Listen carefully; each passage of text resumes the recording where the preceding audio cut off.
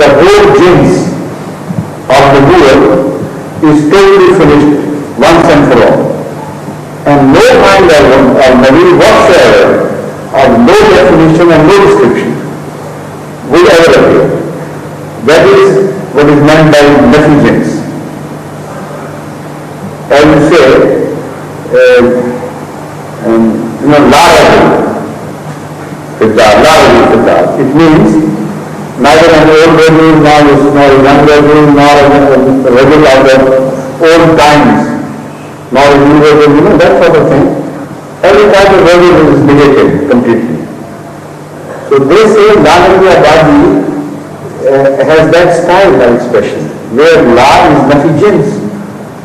So how can you say that ummati nabi is subordinate prophet cannot be? Because la leaves no room for any type of prophet. Our response is that being so, Jesus Christ, peace be upon him, cannot never return to this earth again. Because he can't come back. And Lanafi Jinn stands in his way as well. If he says, I am an old Nabi made earlier than the time of Muhammad, the answer would be, I am Lanafi Jinns. I will not permit any kind of prophet. Are you a type of prophet or not? He would have to admit, yes, I am a sort of prophet. Said, all right, because I am Lanafi Jinns, I will not permit you to proceed further beyond the time of Muhammad, because he says, La Nabiya Ba'di. So no prophet should come. But why when he himself prophesies, in Muslim for instance, 4 times in one tradition, that Masih would descend and he would do this and he would do this, and 4 times he refers to him as a prophet. And then he refers to Masih, again at another place, and says, La Nabiya, Bani wa Bana kya is it? Lasa Bani wa Bana hu, Nabiya. That a prophet in future would come in the name of Messiah. But between him and me, there will be no prophet. So La Nabiya Ba'di, first of all, is to be studied from the point of view of our opponents who say this is a La Nabi Jins. And it can be proved beyond the shadow of doubt that this can never be used as La Nabi Jins. Because in that case, it will be contradictory to their own beliefs. And they do believe that some sort of prophet, although it is their own prophet, would appear on this earth after the time of Hadhrat Mirza Tahir Ahmed. The second way in which we can look at this and study this is the duration of the word Ba'd.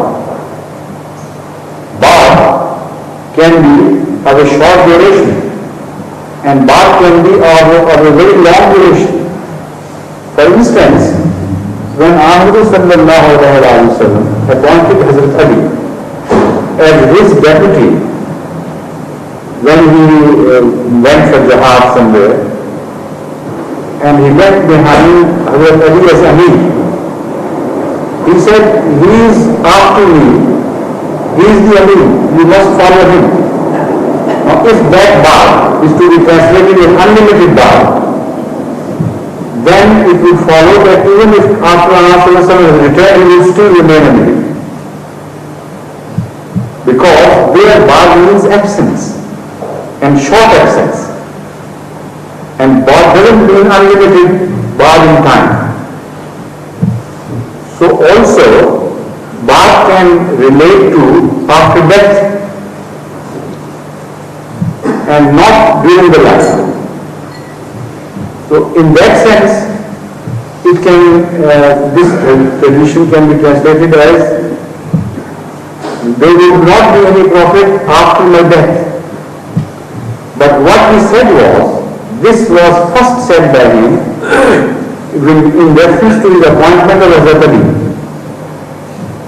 He said, I am leaving, and he is to me like Harun was to Moses, so follow him. accept that he will not be a prophet after me.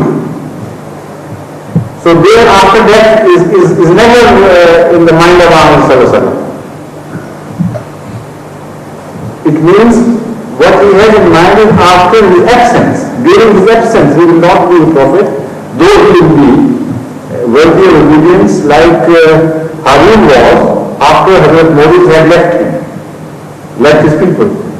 And that was for a very short time. So neither that part during the age of Hadhrat Moses referred to the time after death of Hadhrat Moses, nor in the time of Muhammad sallallahu alaihi wasallam. It meant to be taken as a time after the death of Muhammad sallallahu alaihi wasallam. You understand this point? It's quite clear that in the context where La Nabi Abadi is first used, that context is applicable to the lifetime of Muhammad sallallahu alaihi wasallam. And Badi here means in his absence, during his lifetime. So when it means in his absence during his lifetime, how can we extend it to after his lifetime? Now I feel clear. As far as after his lifetime is concerned, this hadith in this small portion is also quoted elsewhere in other links. And there the whole complete picture which is drawn from the tradition which I am referring to about Hazrat Ali and his appointment as Amir is not mentioned. Only what is mentioned is that Ahmad said, La Nabi Abadi. For instance, it is also mentioned in one other very explicit and clear tradition regarding some people making claim to prophethood.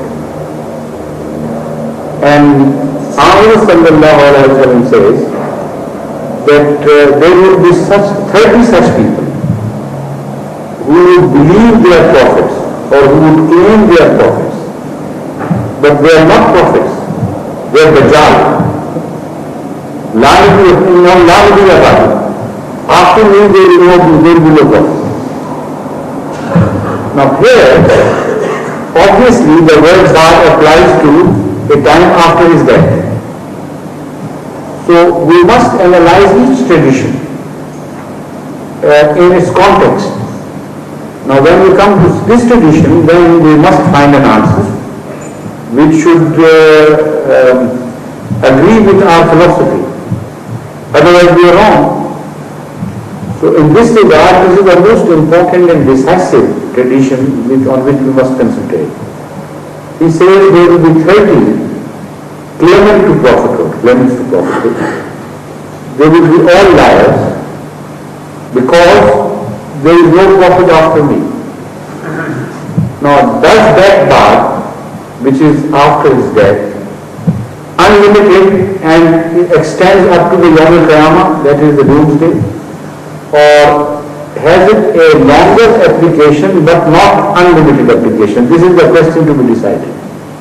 You understand? So from this point of view, we have two other traditions. Now I'll come to the other later on. We have one other important tradition, or two again, let's see. The two traditions which I have already referred to. Number one says that Christ would appear again, he would descend from the heaven, and he would be a prophet of God. He will be a prophet 4 times it is repeated. So Ahmad sallallahu alaihi wasallam tells us that in the one instance that there will be 30 false claimants, they will not be prophets, and there will be no prophet after me. On the other hand, he tells us that there will be one prophet after him. That is Jesus, peace be upon him, or Christ. So, are they contradictory traditions, or they should be explained in the light of each other? Or reconciliation should be sought between the two traditions?